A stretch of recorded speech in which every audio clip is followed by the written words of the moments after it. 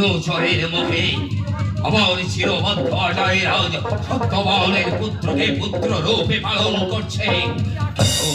কিন্তু কি আশ্চর্য কথা সেনাপতি, ওই সাগরের জল থেকে কেমন করে ওই শিশু পুত্র বেঁচে গেল?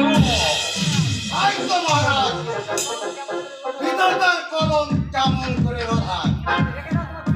রেখে দাও তোমার পণ্ডিত, সামান্য দুধের শিশু কি করতে পারে?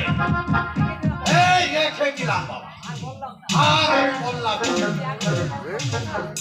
একদিন এই নরোত্তমের কথা আপনাদের মনে পড়ে। নরোত্তম সেনাপতি, এই মধ্যে একখানা পত্র লিখে দাও। কাল সকালে সাগর ভাষার সহিত দেখা হওয়া মাত্রই তাকে যেন বিস্তান করা হয়। আদেশ রাজাদেশ, যদি অমান্য করে তাকে প্রাণদণ্ডে দণ্ডিত।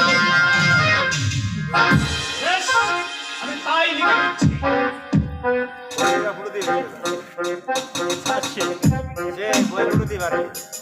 মাননীয় অজয় রাজা, এই পত্রখানা পাওয়া মাত্র সাগর ভাষাকে বিস্তান করবে, অন্যথা প্রাণদণ্ড। মাননীয় রাজা রঞ্জিত সিং। প্রহরীকে ডেকে পাঠিয়ে দেওয়ার ব্যবস্থা করো। এখন আমি চললাম গন্তব্য। ব্যবস্থা করছি মহারাজ।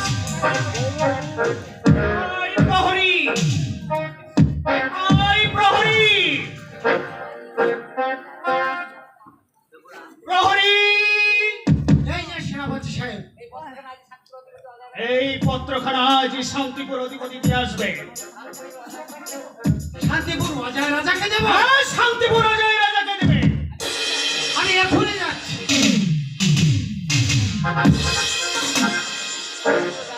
আমি অজয় মহারাজের নিকট